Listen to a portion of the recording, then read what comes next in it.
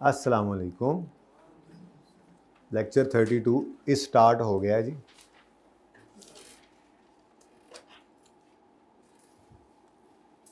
IS 21 start किया था हमने, कोई ख़ास बात मैंने आपसे इस बारे में कोई नहीं की और बस सवाल शुरू कर दिए थे। तो ज़रा इसी ट्रेंड को कंटिन्यू करते हैं। थोड़ी सी बातें फिर भी बहाने से हमने सीख ली थी। पहली बात, ट्रांजैक्शन डेट पर, जिस दिन ट्रांजैक्शन हो उस दिन के रेट पर ट्रांजैक्शन को रिकॉर्ड करो। अगर बैलेंस शीट डेट पर वो लायबिलिटी या एसेट पड़ा हुआ है तो उसको रीट्रांसलेट करो बैलेंस शीट डेट के रेट पर, और जिस दिन पेमेंट हो उस दिन स्पॉट रेट के हिसाब से पेमेंट करो। और इन मौक़ों पर यानी बैलेंस शीट डेट पर और सेटलमेंट डेट पर अगर कोई गेन या लॉस आए एक्सचेंज डिफरेंस की वजह से, तो उसको आपने फ़ौरन एक्सचेंज गेन या लॉस का नाम देकर प्रॉफिट एंड लॉस के अंदर लेकर चले जाना है। ये बातें हमने सीखी थी बगैर कोई थ्योरी पढ़े, ऐसे ही है।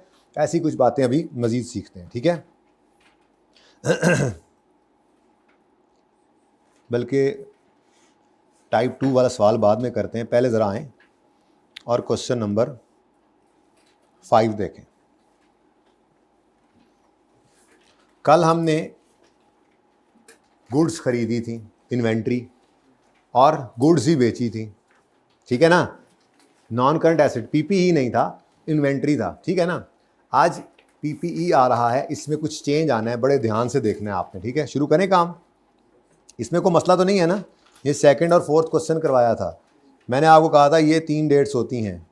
एक होती है ट्रांजैक्शन की डेट, फिर year end balance sheet date कह देता हूँ मैं इसको, ईयर एंड बल्कि बैलेंस शीट डेट ज़्यादा बेहतर है। बैलेंस शीट डेट, इस बैलेंस शीट डेट के ऊपर हम क्या करते हैं, रीट्रांसलेट करते हैं अपने रिसीवेबल या पेएबल को। अल्फाज पे गौर करो, रिसीवेबल या पेएबल। अभी इनका असल नाम भी बताऊंगा आपको, मॉनिटरी आइटम्स और नॉन मॉनिटरी आइटम्स वाली बात है, ठीक है ना। मॉनिटरी और नॉन मॉनिटरी ये 2 कैटेगरीज हैं अलग अलग, वो बताता हूँ इंशाल्लाह। फिलहाल सिर्फ इतनी बात, कल हमने क्या देखा था, रिसीवेबल या पेएबल बुक हुआ था ट्रांजैक्शन डेट पर। अगर बैलेंस शीट डेट पर भी वो रिसीवेबल या पेएबल अभी भी स्टैंड कर रहा है तो उसको हमने रीट्रांसलेट किया था उस दिन के रेट पर और गेन लॉस पीएनएल में ले गए थे। और फिर सेटलमेंट या पेमेंट की डेट पर हमने सेटलमेंट डेट का रेट उठाकर पेमेंट की थी और उस दिन भी वो गेन लॉस आया था तो कहाँ ले गए थे, प्रॉफिट एंड लॉस में। दोबारा जाके ये दोनों सवाल किए थे, कोई मसला तो नहीं आया। चलिए अब आए जरा क्वेश्चन नंबर 5 पे। क्वेश्चन 5 कहता है, a company purchased plant on यकम नवंबर 2014 for UK pounds 1000 and made payment on यकम मार्च 15। अब बीच में ईयर एंड ना आ जाए, आ रहा है। तो यकम नवंबर 14 को हमने एसेट खरीदा है, फॉरेन करेंसी में पेमेंट करनी थी, लेकिन जिस दिन एसेट खरीदा उस दिन पेमेंट नहीं हुई, तो क्या एसेट रिकॉर्ड ना करें। एसेट आ गया तो एसेट डेबिट, और पे नहीं किया तो पेएबल क्रेडिट, ठीक है। अच्छा, तो ये जनाब पहली एंट्री तो होगी हमारी इस दिन। नेक्स्ट, एंड ऑन यकम मार्च 15 रेट ऑफ पेमेंट हुई है, हमने पेमेंट हुई है यकम मार्च 15 को, लेकिन बीच में एक मसला आ गया। वो क्या है, इधर देखो। वो कहता है शो करो अकाउंटिंग, शो मारो अकाउंटिंग एंट्रीज की, ठीक है, for above transaction the books of company for the year 31 December 14 and 15। ओहो, ये मसला है। तो अगर यकम नवंबर 14 को एसेट आया और पेमेंट नहीं हुई तो 31 दिसंबर 14 पर ये पेएबल स्टैंड कर रहा होगा। पेएबल है फॉरेन करेंसी में, यानी हमने पे करना है पाउंड्स में, तो ईयर एंड पे खड़े होकर देखेंगे ना कि पाउंड की क्या सूरत हाल है, कल को पे जो करने हैं, ठीक है। तो बैलेंस शीट डेट पे IS 21 कहता है अपने इन मॉनिटरी आइटम्स को, क्या बोला मैंने, मॉनिटरी आइटम्स कहते हैं money payable, money receivable, okay. अभी अगली बात करूंगा लेकिन ये बात पक्की करने वाले, ठीक है ना। तो मनी पेएबल या मनी रिसीवेबल अगर होगा बैलेंस शीट डेट पर फॉरेन करेंसी का, तो आपने उसको बैलेंस शीट डेट के रेट के ऊपर मैयर करना है, और कोई गेन लॉस है तो उसको उसी वक्त पीएनएल में लेकर चले जाना है, ठीक है। उसके बाद अगला साल 15 आएगा, 15 में क्या हो रहा है जी, पेमेंट हो रही है, डन हो गया। अब ये 3 डेट्स के ऊपर आपको यूके पाउंड बता रहे हैं कि 1 यूके पाउंड बराबर होता है 198 रुपीज़ का। ऐसे ही हर डेट के ऊपर उन्होंने, अच्छा ये भी एक चीज़ है जो आज इंशाल्लाह बाद में थोड़ी सी बदलेंगे। अभी तक जितने सवाल हमने किए हैं उसमें 1 किसके साथ लगा होता है, फॉरेन करेंसी के साथ। 1 किसके साथ लगा होता है, फॉरेन करेंसी के साथ। तो ये जो हम काम कर रहे हैं ना, ये काम सिर्फ तब होता है जब फॉरेन करेंसी के साथ 1 लगाओ। चेक करो, सेकंड क्वेश्चन किया था $1 इज इक्वल टू इतने रुपीज, फोर्थ किया था 1 UK pound is equal to इतने rupees, 1 UK pound is equal to इतने रुपीज।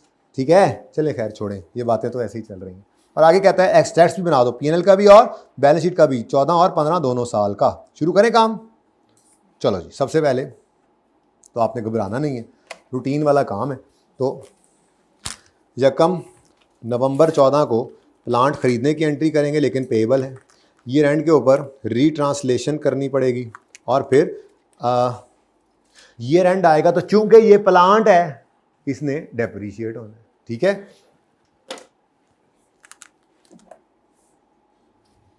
तो पहली एंट्री इधर होगी, दूसरी एंट्री इधर करेंगे, तीसरी एंट्री फिर इधर जाकर होगी। ठीक है बच्चों, और सही है।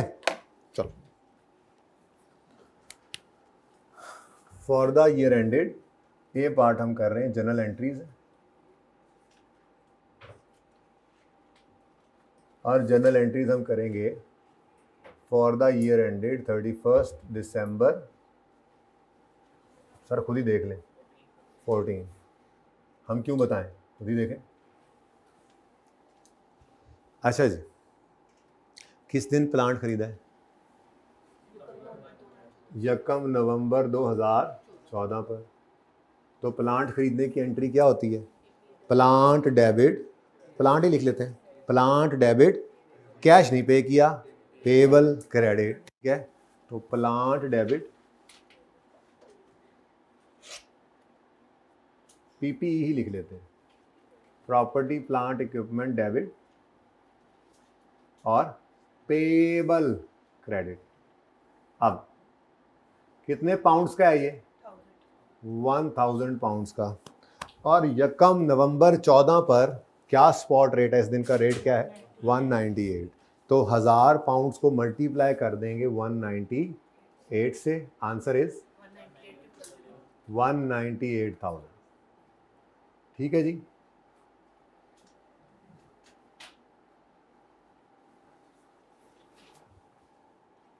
उसके बाद अगला इवेंट क्या हुआ? पेमेंट हुई, पेमेंट हुई, पेमेंट हुई ना। 14 में तो पेमेंट नहीं हुई है। तो ईयर एंड पर आए तो हमें कहा हमारे अब 31 दिसंबर 14 की शाम को सोने के लिए बिस्तर पे लेटे हैं, और दिमाग में क्या चल रहा है? 1000 पाउंड देने हैं। ज़रा चेक तो करें मोबाइल उठा के, ज़रा चेक तो करें मोबाइल उठा के, क्या एक्सचेंज रेट है, पता तो लगे कि 1000 पाउंड के लिए मेरे जेब से कितने पैसे जाएंगे। ईयर एंड पे खड़े होकर बैलेंस शीट बना रहे हैं, इनकम स्टेटमेंट बना रहे हैं, तो उस दिन खड़े होकर आप उस दिन की डेट पे अपने मॉनिटरी आइटम्स को लेकर आए, बस ये काम है। तो ईयर एंड आया, ईयर एंड के ऊपर आपने 31 दिसंबर 14 पे जाकर देखा 1 यूके पाउंड कितने का हो गया? 200 का। लायबिलिटी तो वैसे बढ़ गई ना, खैर चलें छोड़ें, अपनी तरतीब पे रहते हैं। तो 31 दिसंबर 2014 पर आपको एक वर्सेस वाली कैलकुलेशन करनी पड़ती है। 1000 पाउंड्स इस दिन कितने रुपए का एक पाउंड है? 200 का। यहां से आपके पास आपकी लायबिलिटी की 31 दिसंबर 14 वाली वैल्यू निकल आएगी। कितनी आती है? अब 2 लाख को आपने लड़ाना है, वर्सेस वाली कैलकुलेशन से गुजार रहे हैं ना, तो किससे लड़ाना है आपने? कि इस वक्त आपका पेएबल 100, जब आपने रिकॉर्ड किया तो उस वक्त पेएबल कितना था? अभी कितने पे चला गया? तो 198,000 से आपने, ये मैंने क्या कहा था, ये क्या है? पुराना बैलेंस, और ये क्या है? नया बैलेंस।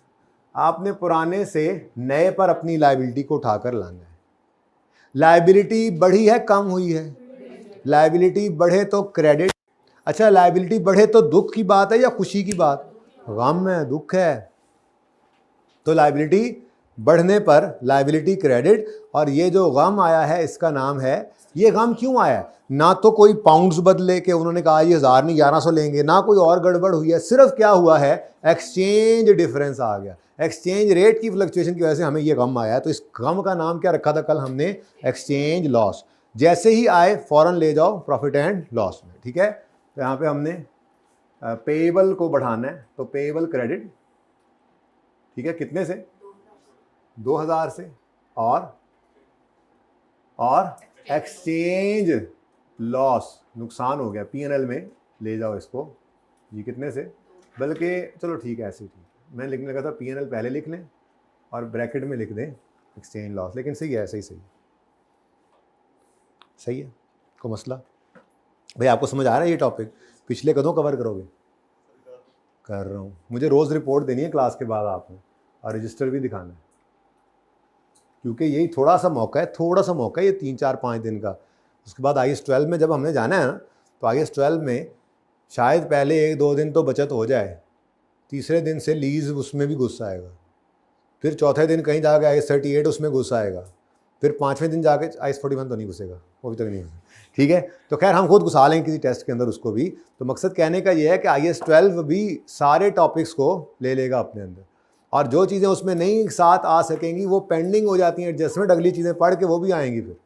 सो प्लीज़ जिनका रहता है काम शेती करें। और तो कुछ नहीं होना इस साल में। कल तो नहीं डेप्रिसिएशन आई थी, कल आपका प्रॉपर्टी प्लांट इक्विपमेंट भी नहीं था, आपकी इन्वेंट्री थी जो एसेट था, करंट एसेट होता है, ठीक है, उसको डेप्रिशिएट तो नहीं करते। तो 31 दिसंबर 14 पर आपको डेप्रिसिएशन रिकॉर्ड करनी पड़ेगी, एंट्री होगी depreciation expense debit accumulated depreciation credit. हाँ जी, डेप्रिसिएशन की कैलकुलेशन होने लगी है। PPE कितना है? क्या 2 लाख पे नहीं चला गया था? 2 लाख पे नहीं गया? 2 लाख पे उसको भी ले जाए ना, 2 लाख पे उसको भी ले जाएं। पहली बात, ये मॉनेटरी आइटम नहीं है, ये एसेट तो PPE तो एसेट तो है, लेकिन ये रिसीवेबल टाइप एसेट नहीं है, ये प्रॉपर्टी प्लांट एंड इक्विपमेंट है। IAS 21 कहता है this is a non monetary item. क्या है जी?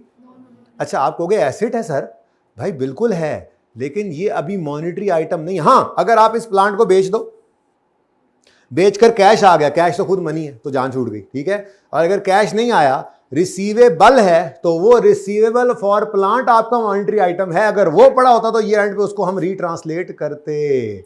IAS 21 का पहला इंपॉर्टेंट रूल आज हमने पढ़ा कि हमने नॉन मॉनिटरी आइटम्स को बैलेंस शीट डेट पे रीट्रांसलेट नहीं करना। किसको करना होता है? Money receivable, money payable. Property plant equipment is an asset but it is not a money receivable. हाँ, अगर ये बिक जाए, उधार पे बिके, तो फिर मनी रिसीवेबल होगा, या बिक जाए और कैश ही आ जाए तो वो तो मॉनिटरी आइटम, कैश तो सबसे बड़ा मॉनिटरी आइटम है। ये बात समझ आई है? तो इसलिए हमने PPE को कोई नहीं छेड़ा, ठीक है। सिर्फ किसको रीट्रांसलेट किया? बोलो, सिर्फ बोल दोनों लफ्ज उसका, पेएबल, मनी पेएबल जो था उसको रीट्रांसलेट किया, एसेट को अपनी जगह पे छोड़ देना है। एसेट्स को, नॉन मॉनिटरी आइटम्स को बैलेंस शीट डेट पे रीट्रांसलेट नहीं करना। ये पहला इंपॉर्टेंट रूल याद रखने वाला, ठीक है। इसका मतलब प्लांट अभी हमारा किससे पड़ा हुआ है? 198,000 पे।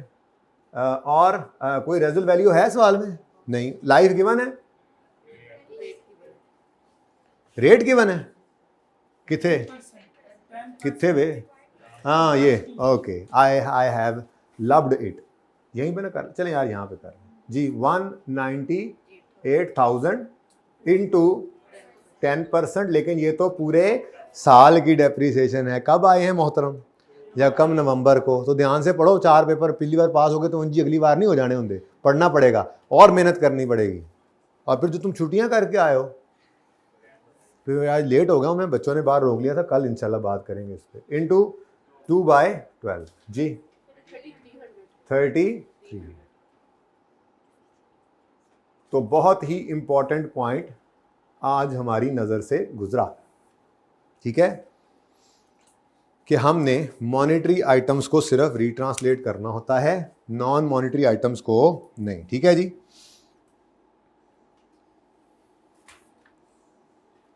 चलो थोड़ा सा लिख ही लेते हैं, यहां लिखते हैं मॉनेटरी आइटम्स। आइटम्स लिखा है, एसेट्स नहीं लिखा। एसेट भी हो सकती है, लायबिलिटी भी हो सकती है, ठीक है। कैश या बैंक में पड़े हुए पैसे, ये तो मॉनेटरी आइटम है सबसे पहला, ठीक है। डेटर्स हो गए, मनी रिसीवेबल, ठीक है। लोन पेएबल हो गया, लोन रिसीवेबल हो गया, लोन रिसीवेबल, चलो पहले ऐसे कर लेते हैं, ये क्या होता है, मनी रिसीवेबल। फिर लोन किसी को दिया, पैसे वापस आने हैं, ओके। ऐसे ही क्रेडिटर्स हो गए, ये भी पेएबल होते हैं लेकिन गुड्स के अगेंस्ट होते हैं जो आपने ट्रेडिंग पर्पस के लिए बेची होती हैं। ऐसे ही लोन पेएबल हो गया। तो इनके बारे में रूल क्या है, इनको आपने वर्सेस वाली कैलकुलेशन से गुजारना है, यानी इनको आपने रीट्रांसलेट करना है, retranslate at balance sheet date, okay. At balance sheet date इनको आपने क्या करना है, रीट्रांसलेट। रीट्रांसलेट का मतलब क्या है जी, रीट्रांसलेट का मतलब क्या है, वर्सेस वाली कैलकुलेशन से गुजारना है, ओके, वर्सेस वाली कैलकुलेशन से। दूसरी कैटेगरी है, अभी और भी चीज़ें इसमें है लेकिन मैंने ज़रा ऐसी ज़रा आसान फिलहाल रख दी, आहिस्ता आहिस्ता। एक पूरी लिस्ट है आपके इस चैप्टर के अंदर ना, दूसरे या तीसरे सफ़े पे आएंगे ना, तीसरे सफ़े पे एक लंबी लिस्ट है, लेकिन ना आए फिलहाल, कर लेंगे आहिस्ता आहिस्ता उसको पूरा, फिर पढ़ लेंगे एंड पे जाके, ठीक है। अभी उसी में से काफ़ी सारी चीज़ें लिख ली। तो non monetary items, property plant equipment, it is not money receivable. हाँ, अगर ये बिक जाए और पैसे ना आए तो then that is money receivable, सही है। इन्वेंट्री जो पढ़ लिए दो, इन्वेंट्री भी क्या है। अब जरा जाके कल वाला सवाल देखो, देखो जरा कल वाला सवाल क्या एंट्री की थी, inventory debit creditor credit. Year and आया था, इन्वेंट्री भी पड़ी थी, क्रेडिटर भी पड़ा था। रीट्रांसलेट किसको किया था, इन्वेंट्री को, आई एम सॉरी, रीट्रांसलेट किसको किया था, क्रेडिटर को। इन्वेंट्री को रीट्रांसलेट नहीं किया, क्योंकि inventory is a non monetary item. हाँ, इन्वेंट्री बिक गई, उधार पे बिकी या कैश पे बिकी, कैश पे बिकी तो फिर मनी ही आ गया, उधार पे बिकी तो मनी रिसीवेबल बन जाएगा, वो मॉनिटरी आइटम है जो डेटर होगा आपका। लेकिन इन्वेंट्री खुद मॉनिटरी आइटम एसेट है पर नॉन मॉनिटरी आइटम है, ओके, नॉन मॉनिटरी एसेट है। मनी रिसीवेबल, कैश या बैंक, वो तो खुद, वो तो है ही मनी, उसके बाद मनी रिसीवेबल, मनी पेएबल, आसान अल्फाज के अंदर याद रखना है। तो मॉनिटरी आइटम क्या है, मनी रिसीवेबल, पैसे आने हैं, ठीक है भाई। पीपीई से पैसे नहीं आने, पीपीई तो चलेगा, चीजें बनेंगी, वो चीजें बिकेंगी, या कल को पीपीई बेचेंगे, वो लंबी कहानी की बात नहीं है। मनी रिसीवेबल बैलेंस शीट पर, या मनी पेएबल, या खुद कैश पड़ा है, डॉलर्स हमारे पास पड़े हैं, वो डॉलर्स भी आप रीट्रांसलेट करोगे ईयर एंड पे बैठकर, क्योंकि वो भी मॉनिटरी आइटम है। डॉलर्स पाउंड आपके पास अगर पड़े हैं ईयर एंड के ऊपर, आप उनको भी रीट्रांसलेट करोगे, अगर उनका रेट बढ़ा है तो आपको एक्सचेंज गेन आ गया, और सही है। तो मॉनिटरी आइटम ये नॉन मॉनिटरी है। और कोई बताओ example.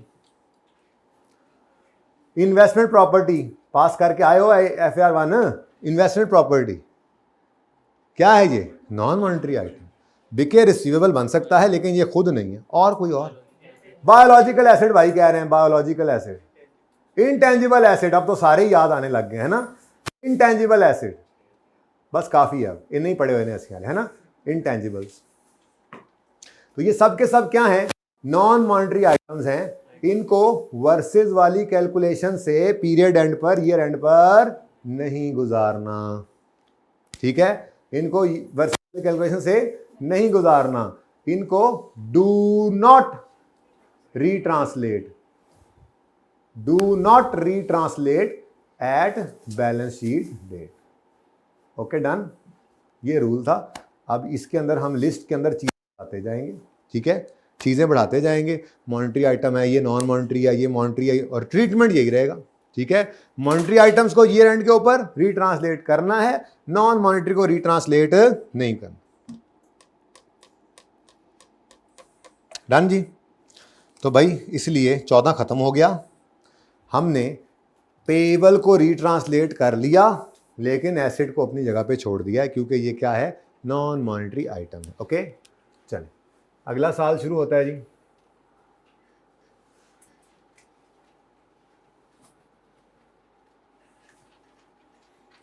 Ji for the year ended 31 दिसंबर 15। हाँ जी, इस साल में क्या हुआ है, इस साल में पेमेंट पहले हुई है यकम मार्च 15 पे, यकम मार्च 15 पे 1 पाउंड 199 रुपये का है। अब पेमेंट डेट यकम मार्च 15 जो है इस पर क्या रूल सिखाया था कल, कैसे इसको टैकल करना है। सबसे पहले आपने कैश को लिख लेना है एंट्री में, कैश जा रहा है कि आ रहा है। पेबल है तो कैश जाएगा, कैश ने जाना है तो स्पॉट रेट पे उसको रिकॉर्ड करो। पेबल जितने पर पड़ा है किताबों से ख़त्म करो, और इस दिन जो बैलेंसिंग फिगर होगी गेन भी हो सकती है, लॉस भी हो सकता है। ठीक है, तो स्टेप 1 में हमने कैश क्रेडिट करना है। अब कितने पाउंड्स पे किए हमने, 1000 पाउंड, और हर पाउंड इस दिन 199 रुपये का है, तो कैश 199,000 कैश क्रेडिट हो गया।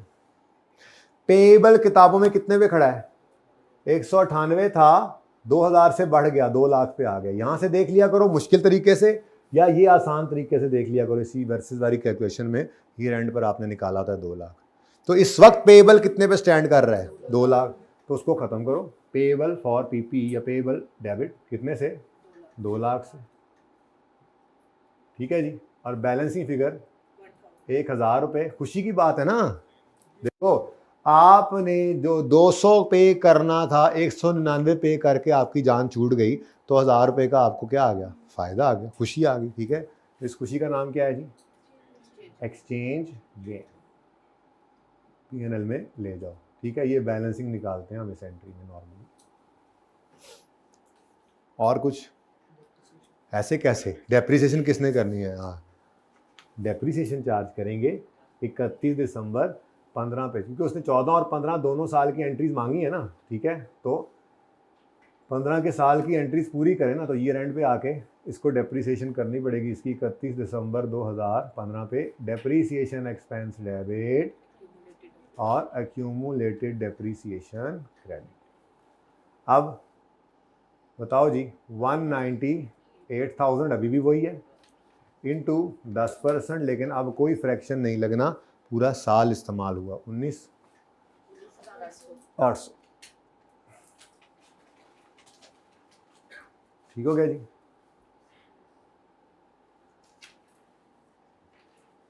तो ये क्या हो गया जी, हमारा पार्ट कौन सी रिक्वायरमेंट थी, 1 2 है, ए बी है, ए बी, तो ये अच्छा लिख दिया था, ए बी यहीं पे कर लेते हैं। एक्सट्रैक्ट्स मांगे हैं उसने, पढ़ें। Prepare balance sheet and profit and loss extracts 14 and 15 के, प्रॉफिट एंड लॉस के एक्सट्रैक्ट्स।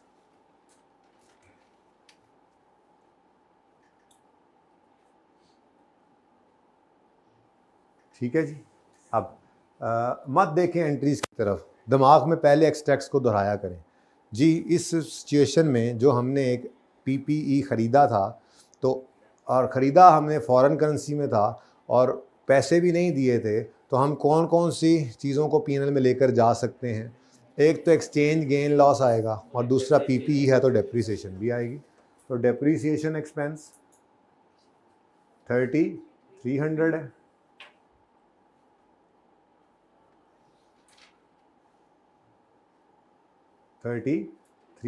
और फिर एक्सचेंज गेन या लॉस भी है। तो पहले 3,300 डेप्रिसिएशन 14 की आ गई। अब 14 के साल के अंदर हमें 2000 का एक्सचेंज लॉस भी आया है, तो एक्सचेंज लॉस, ठीक है, कितना, 2000। 15 के साल में 19,800 की डेप्रिसिएशन आती है, और गेन इधर ही लिख दूँ, जगह बच जाएगी, नीचे बैलेंस शीट बन जाएगी। वैसे अगली लाइन के अंदर आपने अगली लाइन में लिखें यार, जगह बचे ना बचे। एक्सचेंज लॉस गेन, सॉरी, कितना है, 1000 का, ये 15 वाले साल में गेन आ गया 1000।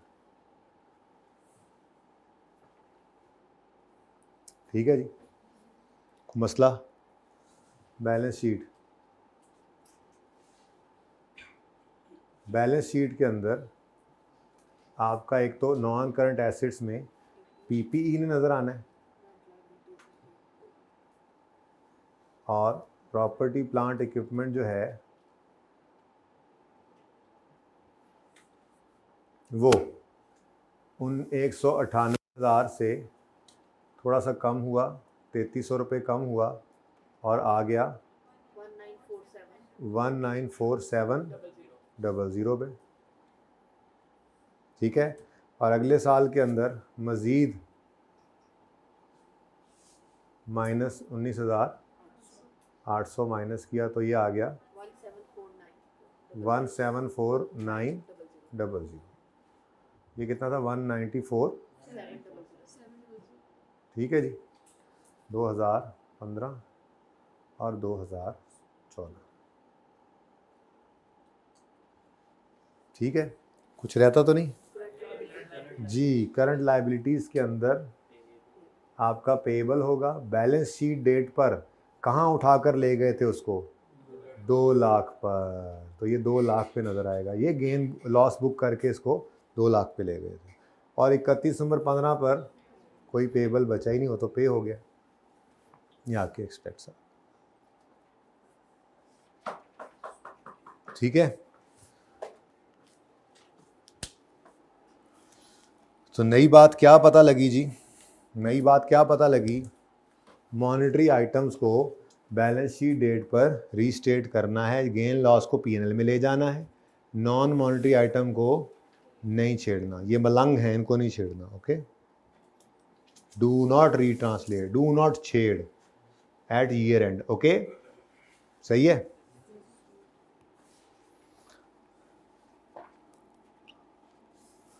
यार एक सवाल हमने छोड़ा था, ये पढ़ा है आप लोगों ने? ये मैंने कल होमवर्क में दिया था, ये सारा किस किस ने पढ़ा है? ये फ़ायदा हुआ? काम की चीज़ थी या एम ही थी? बहुत काम की चीज़ है, एम है ना कहना उसको। ठीक है, एम ही थी, कह दिया फिर तुसी क्या ही देता जी। मैच मुक्या पान कौन जीते? हम जीत गए। यहो जी कम्मा जो जी बड़े तेज है ना, टुले शुले मारने वास्ते। भाई एक सवाल थोड़ा सा छोड़ा था, याद है कुछ? आ जाओ फिर ज़रा रॉकी के पास। याद माजी नहीं है, आप बोर्ड पे जगह नहीं, यहीं पे कर देता हूँ। IS 41 में पास पेपर 1 है। आपको कहा था 1-2 दिन तक, जब IS 21 शुरू होगा तो ये करेंगे आगे। आप तो भूल गए पर मुझे याद है। हाँ जी, रॉकी ने वही वाली जगह को ओपन कर लेना। मैंने कहा था 5-7 लाइनें यहाँ पे छोड़ लेना, ऐसे ही है ना, बेहतर हो जाएगा। नहीं तो फिर खैर है, इधर ही कर लें, रेफ़र कर लेना पास पेपर 1 पेज नंबर 627, तो बीच काम चल जाएगा फिर भी। ठीक है, अच्छा जी, रॉकी ने 2000 काउस उसके पास थी, 750 नई काउस खरीदी थी, और हमने बस ख़रीदने वाली एंट्री की थी। बोलो, ये परचेज़ की एंट्री की थी हमने एक, और एक ईयर एंड के ऊपर फेयर वैल्यू गेन लॉस निकालने के लिए हमने इसको यूज़ करके गेन लॉस निकाल के एक एंट्री गेन लॉस की थी। ठीक हो गया। अब आते हैं इन ब्लैक्स की तरफ। इन ब्लैक्स में क्या था? No cross, no cross, no blanks, come out. On 1 August 2019 वाला साल था ना, Rocky imported cattle feed of US dollars 1,50,000। हाँ जी, याद है? काउस तो आ गई, बल्कि आप लोगों को समझ नहीं आएगा जो अभी आए हैं। IS 41 में हमने एक आधा सवाल कर लिया था, लेकिन उसमें जो IS 21 का पोर्शन था फॉरेन एक्सचेंज वाला, उसको हमने पेंडिंग कर दिया था। ये वही कर रहे हैं। ठीक है, तो 1 अगस्त को 1.5 लाख डॉलर की, जाहिर है 750 काउज आई हैं, तो फिर उनकी फीड भी तो आनी थी ना। 1.5 लाख US डॉलर्स की आपने फीड इंपोर्ट की अगेंस्ट 70% पेमेंट। क्या मतलब? 70 पे कर दिया है, तो इसका मतलब बाकी 30 पेएबल है। अब ये क्या है? इन्वेंट्री फीड की, इन्वेंट्री डेबिट। लेट से 100 रुपये से 150 रुपये से 150 रुपये की इन्वेंट्री, 100 रुपये की इन्वेंट्री डेबिट, 70 रुपये कैश क्रेडिट और 30 रुपये पेएबल। ऐसी मैंने मिसाल के तौर पे। अब ये एंट्री हो जाएगी, तो बोलो को मसला, कैश क्रेडिट करोगे 70% और स्पॉट रेट पर, पेएबल बाकी 30% से क्रेडिट होगा स्पॉट रेट पर, और इन दोनों का टोटल बैलेंसिंग फिगर निकाल लेना। मेरा मशवरा है इन्वेंट्री, और सही है। अब अगला मसला क्या आएगा? इसके बाद आना है ईयर एंड, क्योंकि वो क्या कह रहा है कि at year end 30% of the amount is payable. अगली बात बाद में पढ़ते हैं, ठीक है। 30% अमाउंट कितनी क्या है जी अभी तक? पेएबल। इसका मतलब ये पेएबल पड़ा होगा, इसको क्या करना पड़ेगा? रीट्रांसलेट। और जो इन्वेंट्री है उसको भी करना पड़ेगा रीट्रांसलेट। ना ना, इन्वेंट्री तो नॉन मॉनिटरी है, उसको छोड़ देंगे, ठीक है। और सही है, बीच में थोड़ी सी अभी और भी छोटी सी लुच है, उसको फिलहाल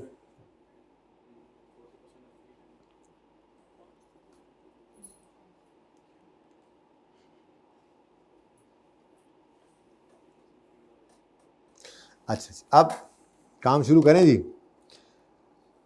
एक काम करने ना हमेशा के लिए, अब याद रखें, अभी आगे फॉरेन एक्सचेंज चल रहा है ना, IAS 21, आगे भी बहुत सारे सवाल आने हैं।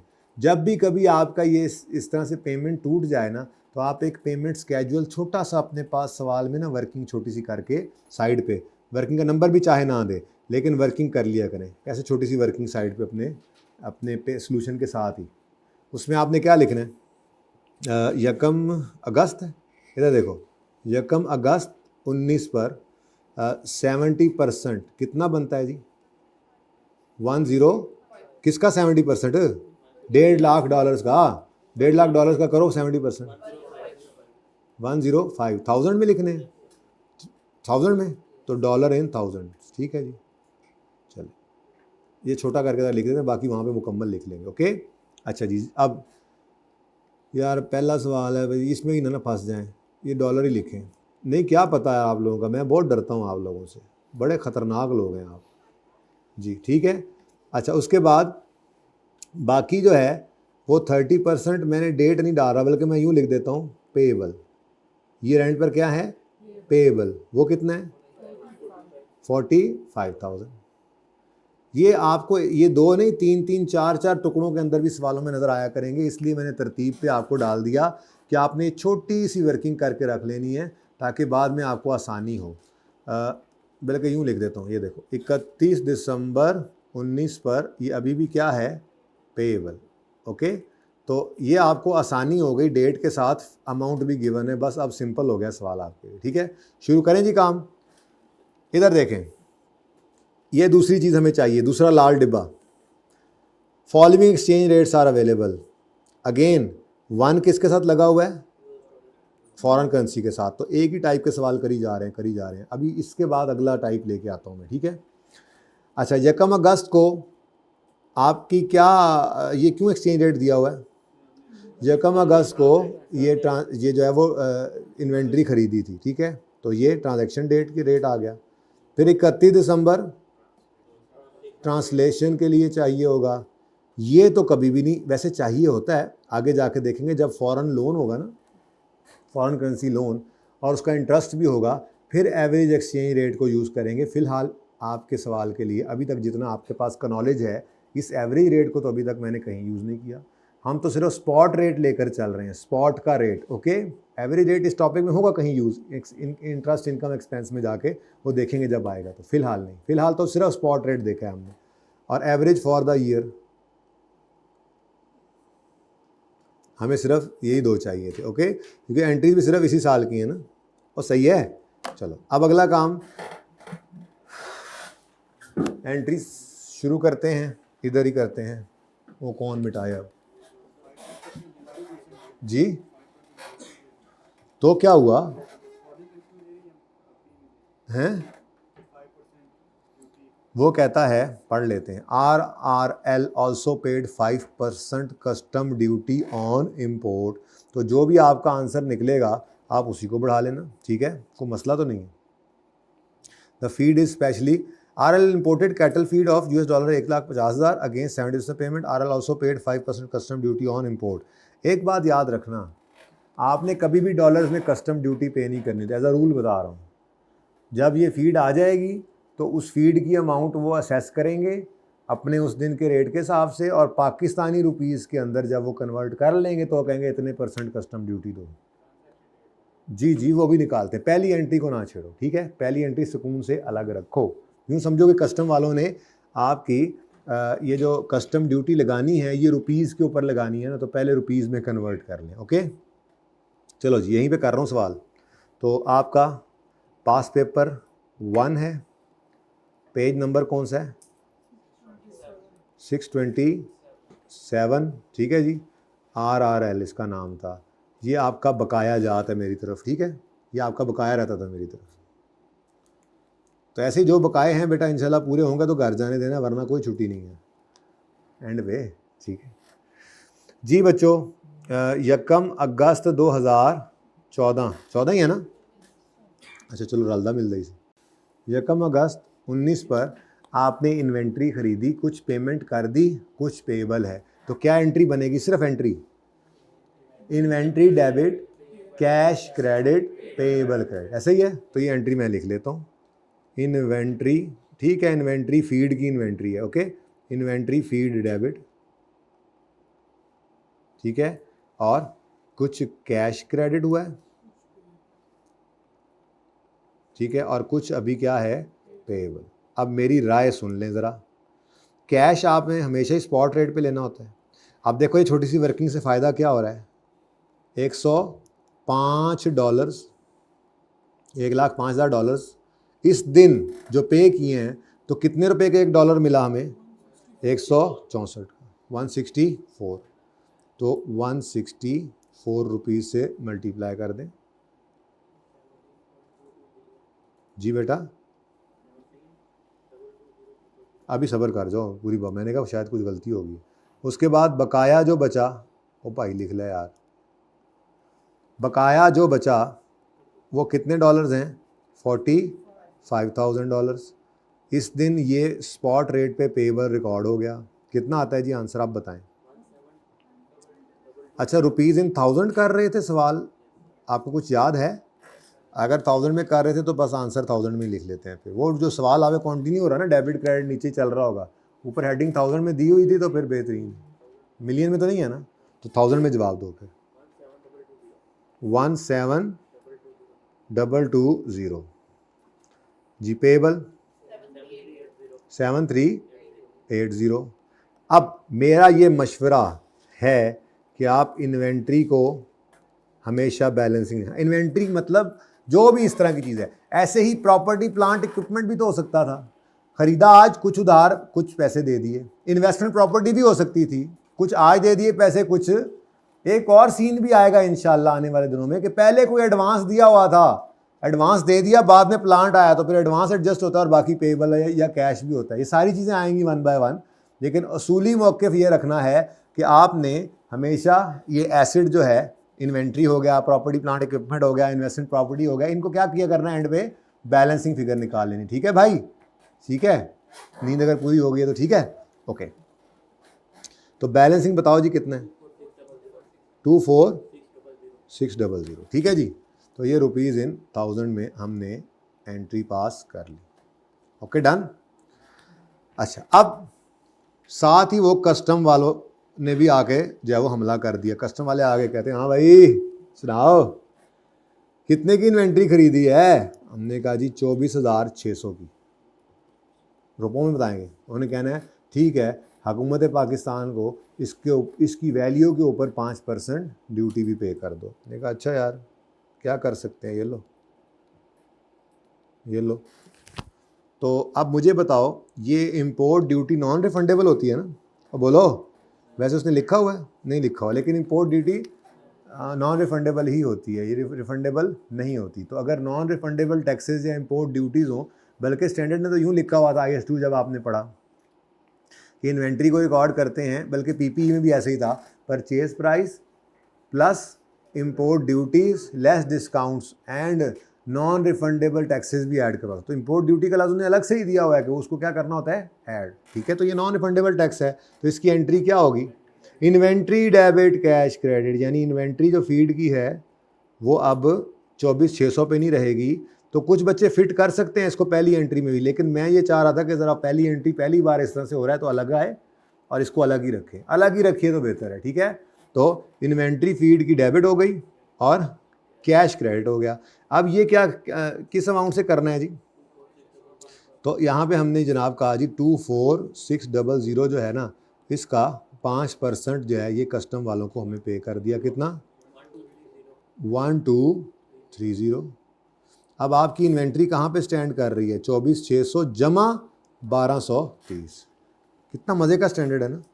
मैंने कहा था ना ये सबसे आसान लगेगा आपको, अभी तक का सबसे आसान यही टॉपिक है कि नहीं? और नहीं आया पर 16 आसान यार, ना किया करो ऐसे यार, शुगर लगाते हो वो गुस्सा कर जाएगा किसी वक्त पेपर में ऐसे ही। अच्छा बेटा ये छोटे छोटे टॉपिक्स हैं ना, अब इन पे तो 10-15 दिन नहीं लग सकते कि आपको उस लेवल का कॉन्फिडेंस, वैसे कॉन्फिडेंस में आ जाता है। IS-41 में कोई मसला है नहीं ना, है अब है ही इतना, तुम्हें मसला होना है इंशाअल्लाह जब तक तुम पिछले लेक्चर नहीं पढ़ लेते हो। 6 दिन पहले मुंह उठा के आ गया। अच्छा जी अब क्या करें? इन्वेंट्री क्या है? इन्वेंट्री नॉन मॉनिटरी, इसको मत छेड़ो, ये मलंग है, इसको मत छेड़ो। फिर कैश जो क्रेडिट हुआ है वो तो हो गया, कहानी ख़त्म हो गई। मसला किसका है? इस पेएबल का। ठीक है जी, तो ये जो पेएबल है, ये पेएबल एक मॉनिटरी आइटम है और ईयर एंड के ऊपर हमने इसको क्या करना है? रीट्रांसलेट। क्या करना है जी? रीट्रांसलेट। करें जी रीट्रांसलेट। चलो वो मिट भी गया, रीट्रांसलेट हो तो पहले ही। ठीक है लें जी, अब 31 दिसंबर 2019, ये जितने काम करने वाले थे वो तो पहले कर लेना। 31 दिसंबर 19 पर आपने वर्सेस वाली कैलकुलेशन से इसको गुजारना है। कितना पेएबल है? $1,50,000? नहीं नहीं नहीं, $1,05,000 ना। पेएबल तो सिर्फ कितना है? 45,000। तो इसी के साथ लड़ाई है हमें, इसी ने बेसुकूनी डाली हुई है, नींद नहीं आ रही है। तो $45,000 हैं और 31 दिसंबर 19 पर $1 152 का। शुक्र है पेएबल कम होगा जी। कितना जी? 100, क्या आंसर आता है? 6480। फैसला कर लो आपस से। 6840 1000 में है, ठीक है, लेकिन हमारी वर्किंग है, चलेगा। इसको क्या करना है जी? हमने वर्सेस वाली कैलकुलेशन से गुजारना है। किसके साथ लड़ाई करानी है? 7380 के साथ। ये हमारी पुरानी लायबिलिटी है 7380 और हमने इसको लेके जाना है। तो लायबिलिटी क्या हो रही है? कम। पेएबल कम हो रहा है, लायबिलिटी कम हो रही है। लायबिलिटी कम हो तो डेबिट करेंगे, ठीक है। तो पेएबल डेबिट कितने से? अमाउंट बताओ ज़रा। 540 से। और ये एक खुशी आपको मिली है, आपकी लायबिलिटी कम होगी तो fair value gain. Okay sorry, आज इन्वेस्टमेंट प्रॉपर्टी शुरू हो गया ना। एक्सचेंज FR1 का एक्सचेंज गेन PNL में क्रेडिट। ठीक है जी, और डन हो गया। और कुछ तो नहीं करने की ज़रूरत, और तो कुछ नहीं करने की ज़रूरत भाईजान, है एक छोटी सी ज़रूरत। हमारी इन्वेंट्री, शर्म आनी चाहिए उस दिन, हमारी इन्वेंट्री डेबिट हुई थी 1230 से। अब ये इन्वेंट्री बेचने के लिए तो नहीं है, इन्वेंट्री कंज्यूम करने के लिए है, यानी ये चारा जानवरों ने खाना था। अगर तो ये सारे का सारा चारा जानवर खा चुके तो ये सारे के सारे को एक्सपेंस में फेंक दो। कॉस्ट ऑफ सेल जिस तरह से होती थी डेबिट, तो एक्सपेंस डेबिट करके इन्वेंट्री है, जैसे स्टेशनरी का होता था, ये वही काम। तो एक्सपेंस डेबिट और इन्वेंट्री क्रेडिट कर देते सारी अमाउंट से। और अगर कुछ इस्तेमाल होगी, कुछ रह गई, तो जो रह गई उसको इन्वेंट्री में पड़ा रहने दो। इस्तेमाल जो हो गई उसको इन्वेंट्री से निकाल के एक्सपेंस में डाल दो, एसेट से निकाल लो एक्सपेंस में डाल दो, ठीक है। फीड की इन्वेंट्री नहीं होती बेटा, मैंने इन्वेंट्री के आगे इसलिए क्या लिखा है, ये इन्वेंट्री फीड की है। कंजम्पशन के लिए भी तो चीज़ें हमारे पास स्टॉक में पड़ी होती हैं। हम स्टेशनरी इन्वेंट्री और स्टेशनरी क्यों कहते हैं? Stock of stationery. क्या स्टेशनरी बेचने के लिए रखी होती है कॉलेज वालों ने या किसी बड़ी ऑर्गेनाइजेशन ने जो बुक शॉप नहीं है, क्या उनकी स्टेशनरी उनके लिए जो है वो सेलिंग आइटम है, सेल के लिए रखा हुआ उन्होंने? नहीं, इस्तेमाल के लिए रखा हुआ है। लेकिन जो ईयर एंड पे अनयूज होता है उसे स्टॉक ऑफ स्टेशनरी नहीं कहते, नहीं कहते। आपने स्टेशनरी की बात करते हैं, इंट्रो FR1 में वापस चलते हैं। स्टेशनरी ब्रॉड डाउन, 50 रुपये की इन्वेंट्री पड़ी थी, इस साल हमने 150 रुपये की और इन्वेंट्री खरीदी। तो स्टेशनरी एक्सपेंस का लेजर है ना, ये एक्सपेंस डेबिट कैश क्रेडिट 150। अब ईयर एंड पे हमने जाकर देखा तो अभी भी इसमें से 40 की बची पड़ी है, तो इसका मतलब बाकी क्या हो गई? कंज्यूम हो गई। कितना बनता है बोलो? तो ठीक है, अब यूं भी हो सकता है कि वो कहे कि जी आपकी 100 60 रुपये की इन्वेंट्री इस्तेमाल हो गई, तो हम कहेंगे अच्छा इसका मतलब है 200 में से 160 इस्तेमाल हुई, वो तो पीएनएल में चली जाएगी, एक्सपेंस बन जाएगी, बाकी फिर इस वक्त अभी भी क्या है एसेट। अब ये स्टेशनरी का स्टॉक ही तो है। ऐसे ही आपकी इन बकरियों की फीड आपने मंगवाई, अब फीड मंगवाई, पहले कोई नहीं पड़ी थी, फीड मंगवाई आपने, तो आपने उसकी एंट्री की, ये मैं एडिशन लिख रहा हूँ इसमें, ठीक है ना, परचेज लिख देते हैं, वो दोनों इकट्ठे भी कर देता हूँ। 24,600 जमा 1230 कितना बना, 25,830। ये जनाब इन्वेंट्री हमने ख़रीदी थी। अब वो क्या कहता है सवाल में, वो कहता है वेयर एज 40% ऑफ फीड इज अनयूज्ड, यानी वो अभी भी क्या है आपकी एसिड में पड़ी है। तो पहले अनयूज निकाल सकते हो, बैलेंसिंग एक्सपेंस, पहले एक्सपेंस निकाल लो, बैलेंसिंग अनयूज्ड आ जाएगा। बहरहाल इस 25,830 का 40% क्या है, 10,33, तो फिर एक्सपेंस क्या बना 15। अब ये 15,498 की एंट्री देखो, इस परचेज की एंट्री क्या पड़ी थी, इन्वेंट्री डेबिट कैश या पेएबल क्रेडिट। तो इस एक्सपेंस की एंट्री क्या नज़र आ रही है आपको, एक्सपेंस पीएनएल में डेबिट और फीड इन्वेंट्री क्रेडिट। ये फीड की इन्वेंट्री का अकाउंट होता है, जैसे ऊपर स्टेशनरी की इन्वेंट्री का अकाउंट है। एक्सपेंस लिखना बेशक लिख लो, कोई मसला नहीं, ठीक है। तो ये एंट्री ऐसे सीखो, ऐसे आपकी मर्जी है। डायरेक्ट भी सोच सकते थे आप कि इन्वेंट्री अकाउंट के अंदर पड़ा हुआ है 24,600 जमा 1230, टोटल कितना 25,830। अब वो कह रहा है इसमें से 40% अभी तक अनयूज्ड है। इसका मतलब यूज़ कितनी हो गई, तो एक्सपेंस में कितना डाल दें फिर, 60% of what, of all yellow, total yellow का 60% एक्सपेंस बना दें। अब हम यूं क्यों चल रहे हैं, हमने इन्वेंट्री को डेबिट कर रखा है 25,800 जो भी था 30 से, तो अगर ये टोटली इन्वेंट्री में पड़ा रहा तो कुछ भी एक्सपेंस नहीं बना। आप इसका 60% निकालो, उसको इन्वेंट्री में से क्रेडिट करके एक्सपेंस बना लो, इन्वेंट्री भी कम हो जाएगी, एक्सपेंस भी रिकॉर्ड होएगा। जितनी फीड उन्होंने यूज़ कर ली, बकरियाँ जितना चारा खा गई हैं, भैंसें जितना चारा खा गई हैं, सॉरी गायें, तो ये क्या है, एक्सपेंस आउट हो गया, ठीक है। तो यहाँ पे आए हम 31 दिसंबर 19 पे, हमने एंट्री पास करनी है एक्सपेंस डेबिट, और अब कैश नहीं क्रेडिट कर देना, वो पहले से कैश आपने रिकॉर्ड करके पे करके इन्वेंट्री रिकॉर्ड कर ली हुई है। अब इन्वेंट्री ऑफ फीड ने क्रेडिट होना है। अब यहाँ पे आए, आपने कहा जी रुपीज़ 24,600 प्लस रुपीज़ 12,30, ये कितना बना 25। वो लेजर तो आपको समझाने के लिए बनाया ना, पर्चे में तो ऐसे कर रहे होंगे। ये टोटल इन्वेंट्री थी जिसका 40% अभी भी अनयूज्ड है, तो वो इन्वेंट्री में ही पड़ा रहे ना, मैं तो इन्वेंट्री क्रेडिट कर रहा हूं कितने से, 15 डेबिट और इन्वेंट्री 15,498 से क्रेडिट, ठीक है, ओके डन, और सही है। ये ऐसे ही होता है जब खरीदते थे, जब हम इन्वेंट्री खरीद कर लाते थे तो एंट्री करते होते थे, जो खरीदने बेचने के लिए चीज़ें लाए तो एंट्री की इन्वेंट्री डेबिट कैश या पेएबल क्रेडिटर क्रेडिट, ठीक है जी।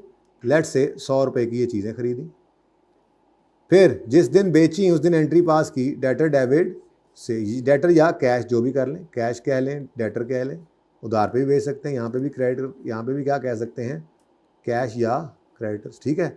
तो चीज़ें ये बेची 120 की, लेकिन साथ ही दूसरी एंट्री पड़ती होती थी जी, cost of sale debit inventory credit 100 से, ठीक है। अब ये भी क्या हो रहा है, ये भी तो यही हो रहा है, इन्वेंट्री आई थी लेकिन ये इन्वेंट्री यूज़ होने के लिए नहीं थी कि जब ये क्रेडिट हो तो हम उसको एक्सपेंस बनाएं, बल्कि ये बिकने के लिए थी, तो सेल इधर रिकॉर्ड हुई और साथ ही उसकी कॉस्ट ऑफ सेल। अब ये इन्वेंट्री बेचने के लिए नहीं है, ये इस्तेमाल करने के लिए, तो जो इस्तेमाल हो गई वो इन्वेंट्री से निकालो, एक्सपेंस में डालो, ओके। नहीं समझ आई, आ तो नहीं गई, चलो कर लो नोट। ये सब ऐसे ही फजूल बातें थी, भाई पार्ट 2 शुरू करना चाह रहे हैं वो कर लें।